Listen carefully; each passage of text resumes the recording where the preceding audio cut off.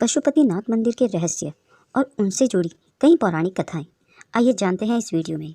नमस्ते दोस्तों, स्वागत है आपका मेरे चैनल परिपूर्ण भक्ति में। आशा करती हूँ कि आप सभी कुशल मंगल से होंगे।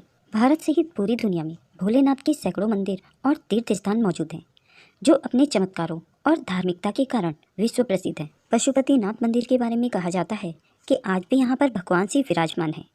पशुपतिनाथ मंदिर नेपाल की राजधानी काठमांडू से 3 किलोमीटर उत्तर पश्चिम देवपाटन गांव में बागमती नदी के तट पर स्थित है।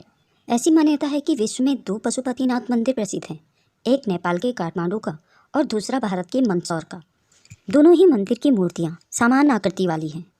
इसे यूनेस्को की विश्व धरोहर में शामिल किया गया है। यह मंदिर भव्य है। यहाँ पर देश विदेश से पर्यटक आते हैं। पशुपति का अर्थ है पशु अर्थात जीव या प्राणी, और पति का अर्थ है स्वामी या नाथ अर्थात मालिक या भगवान। इसका मतलब यह है कि इस संसार के समस्त जीवों के स्वामी या भगवान है पशुपतिनाथ। दूसरे अर्थों में पशुपतिनाथ का अर्थ है जीवन का मालिक। इस मंदिर के लिए ऐसी मान्यता है कि भारतीय पुजारियों की सबसे अधिक संख्या यहीं पर है। सदियों से यह परंपरा चली आई है कि मंदिर में 4 पुजारी और एक मुख्य पुजारी दक्षिण भारत के ब्राह्मणों में से रखे जाते हैं। पशुपति मंदिर को 12 ज्योतिर्लिंगों में से एक केदारनाथ का आधा भाग माना जाता है, जिसके कारण इस मंदिर का महत्व और अधिक बढ़ जाता है। मंदिर में भगवान शिव की एक 5 मुख वाली मूर्ति है। पशुपतिनाथ विग्रह में चारों दिशाओं में एक मुख और एक मुख ऊपर की ओर है। प्रत्येक मुख के दाएं हाथ में रुद्राक्ष की माला और बाएं हाथ में कमल दल है। मान्यता के अनुसार पशुपतिनाथ मंदिर का ज्योतिर्लिंग पारस पत्थर के समान है। कहते हैं कि ये 5 मुख अलग अलग दिशा और गुणों का परिचय देते हैं।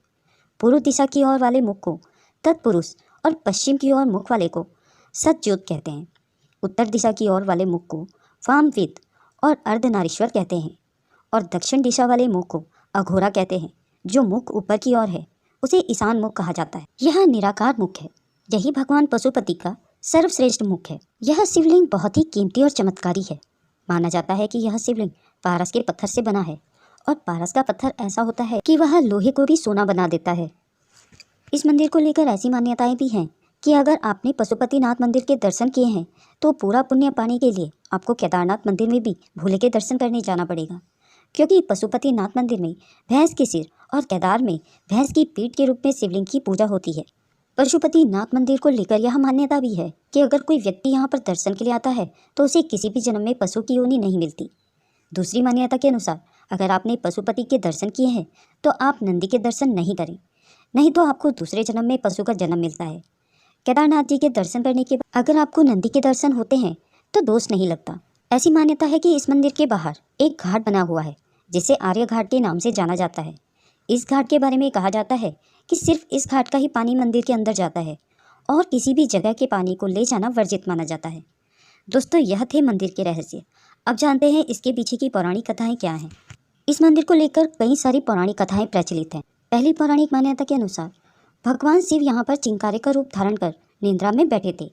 जब देवताओं ने उन्हें खोजा और उन्हें वाराणसी वापस लाने का प्रयास किया तो उन्होंने नदी में दूसरे किनारे पर छलांग लगा दी। ऐसी मान्यता है कि इस दौरान उनका सिंह 4 टुकड़ों में टूट गया था। इसके बाद भगवान पशुपति चतुर्मुख लिंग के रूप में यहाँ प्रकट हुए थे। दूसरी पौराणिक कथा जुड़ी है महाभारत से। इसके अनुसार जब महाभारत के युद्ध में पांडवों द्वारा अपने ही रिश्तेदारों का रक्त बहाया गया तब भगवान शिव उनसे बेहद क्रोधित हो गए थे। श्री कृष्ण के कहने पर वह भगवान शिव से माफ़ी मांगने के लिए निकल पड़े। गुप्त काशी में पांडवों को देखकर भगवान शिव वहां से विलुप्त होकर एक अन्य स्थान पर चले गए। आज इस स्थान को केदारनाथ के नाम से भी जाना जाता है। शिव का पीछा करते हुए पांडव केदारनाथ भी पहुंच गए, लेकिन भगवान शिव उनके आने से पहले ही भैंस का रूप लेकर वहाँ खड़े भैंसों के झुंड में शामिल हो गए। पांडवों ने महादेव को पहचान लिया, लेकिन भगवान शिव भैंस के रूप में ही भूमि में समाने लगे। इस पर भीम ने अपनी ताकत के बल पर भैंस रूपी महादेव को गर्दन से पकड़कर धरती में समाने से रोक दिया। भगवान शिव को अपने असल रूप में आना पड़ा और फिर उन्होंने पांडवों को क्षमादान दे दिया। लेकिन भगवान शिव का मुख तो बाहर था, लेकिन उनका देह केदारनाथ पहुंच गया था। जहां उनका देह पहुंचा वहां स्थान केदारनाथ और उनका मुख वाला स्थान पशुपति के नाम से प्रसिद्ध हुआ। तीसरी कथा एक चरवाहे से जुड़ी है। मान्यता है कि शिवलिंग को एक चरवाहे द्वारा खोजा गया था, जिसकी गाय का अपने दूध से अभिषेक कर शिवलिंग के स्थान का पता लगाया गया।